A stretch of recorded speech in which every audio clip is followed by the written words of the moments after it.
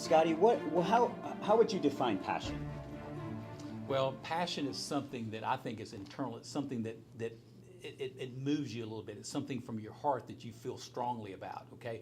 And you can even ask questions to kind of get to that is, what is it that burdens you to a certain extent, that keeps you up at night? That would be something that you're passionate about. Like for me right now, one of my passion points is developing leaders. I'm super passionate about what can I do to pour in to help people develop in their leadership. It's something that I think about when I'm reading. I'm thinking in light of how can this help someone else? So it's something that, and it's contagious too. People can pick up quickly if you're passionate about something or not. Okay, yeah, that's awesome. I agree. There's energy that permeates from somebody who just you see the flow and you see their enthusiasm, their eyes sparkle, they light up, and there's this glow around them. So Yes. yeah, you're right. I've had people say to me, I may not agree with you in principle, but I can't argue with your passion, right? That's right. And people need to pick up on that, because if you're not passionate about it, it's hard to get other people passionate about it. Okay, the next question is, a lot of people wander around the world and they try to literally wander, and they're trying to find their purpose.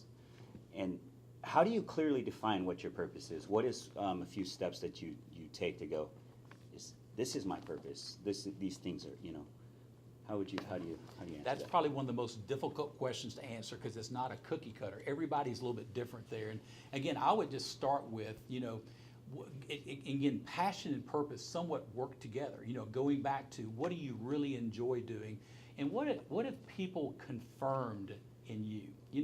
If you say my purpose is, again, I'm about 5'9.5", so if I said my purpose is to play in the NBA basketball, probably not going to happen, right?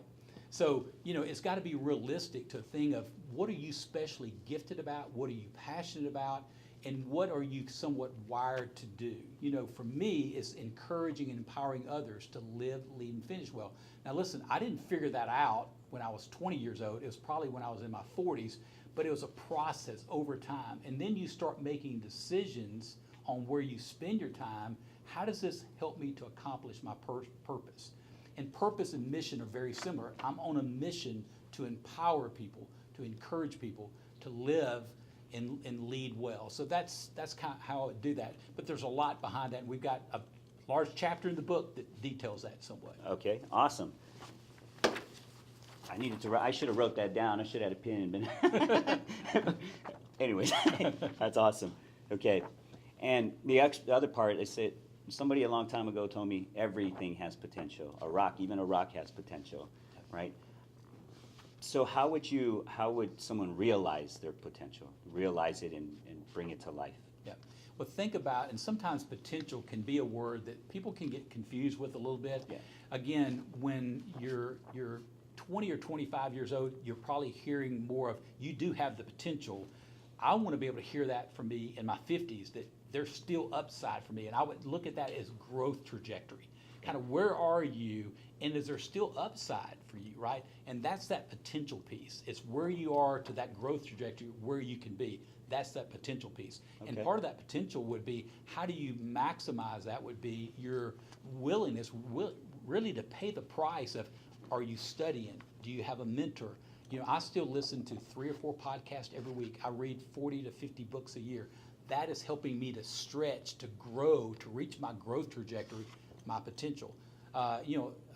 Spending time with other leaders, iron sharpening iron, all of those. I could give you 20 things that will help you to move toward your growth trajectory, but that's part of your potential. The potential is where you are, where you can be. The potential is the gap between there.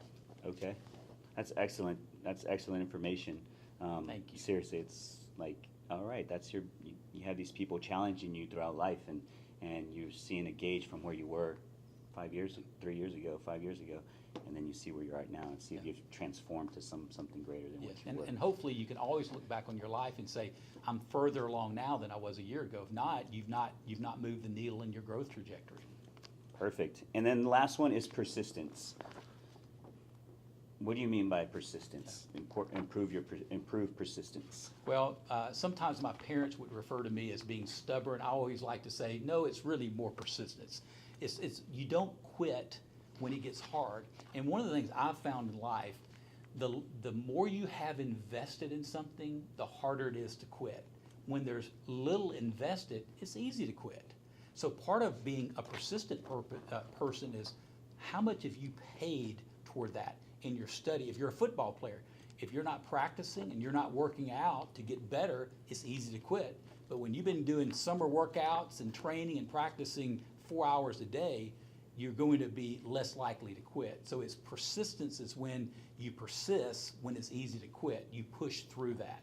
And a lot of times I found in life, success is right around the corner, and we quit so many times when it's right around the corner.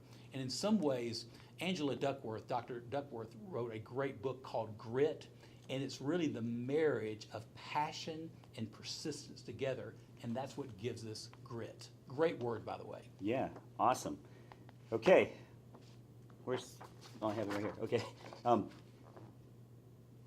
this is yours. Yes.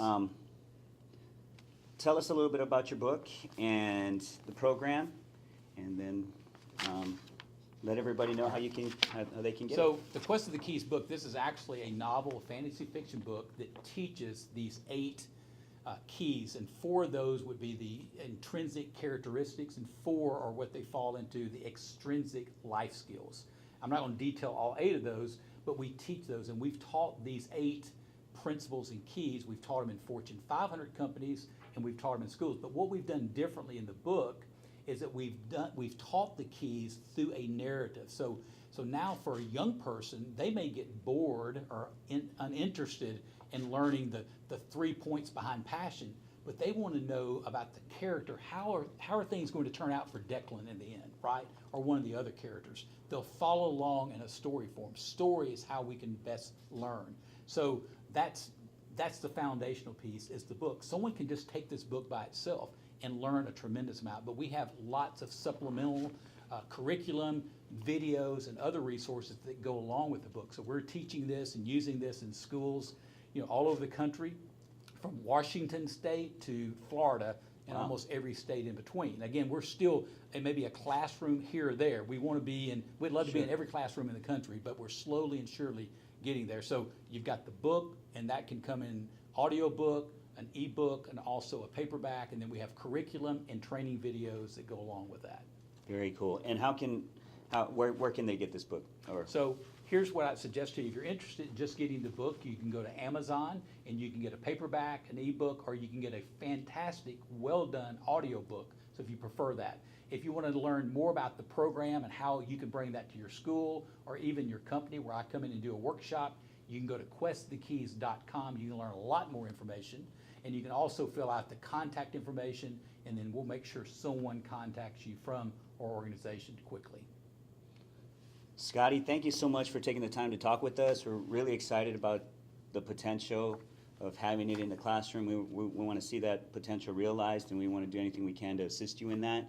And also, guys, if you have a willingness to grow internally and permeate it externally, this is a fantastic book. I'm going to be putting all the information on how you can get this book onto this video. So please take a look at it and reach out to Scotty. And then also there's this amazing book, The Guardian of Light. This is a prequel to that his wife wrote.